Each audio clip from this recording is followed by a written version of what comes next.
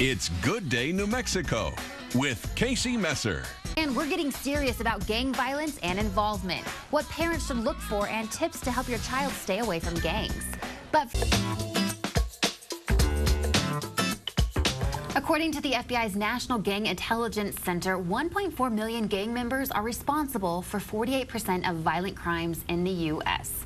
Once a former gang member, he has changed his life around, and he's a doctor now. Here to help is Dr. Ray Ransom, award-winning author of Gangster to Doctor. Good morning, Ray. Good morning. Thanks for being here. Thank you. Have an incredible story. So let's just start with that, your story. At 16, you were in a gang, and let's start there. Yes, at 16, I had been bullied at age 12.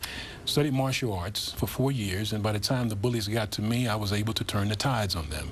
But it escalated it to the gun battles, and I had to go into a gang-type situation full-time as heading a gang. Went to school during the daytime and had gang activity at night. My parents never even knew, my mother never even knew, which was a single parent, that I was actually involved in that type of activity. How were you able to hide that you were in a gang from your mom? She worked at night as a nurse. So she's busy. She's busy, didn't know, never knew. And it went on and escalated from that. I eventually I graduated from high school at 17.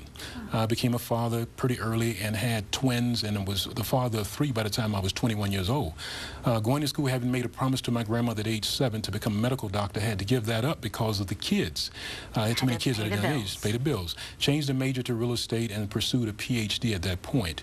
Things went well for a while, and as I turned age 25, by the time I got into real estate at an early age of 20 and turned 25, I was worth $4.6 million at that time.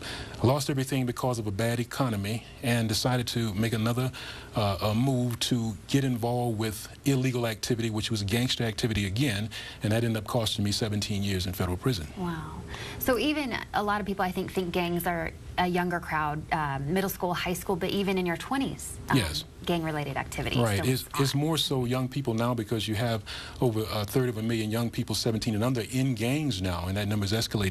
And it's growing. That's a major population now. But we had what we call gangsters in my days, individuals who started gangs and organizations, and they still exist to this day.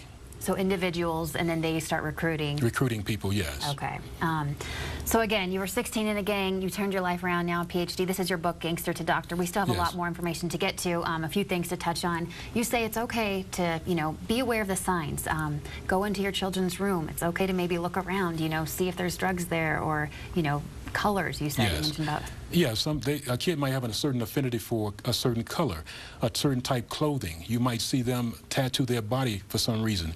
They change the demeanor. All of a sudden, they're now withdrawn, or they become boisterous, using profane language. Kids all of a sudden coming to larger sums of money and possessions and so forth that they can't explain. Okay. Things of that nature. We still have lots more to talk about with Dr. Ray Ransom, Gangster to Doctor. We'll be right back.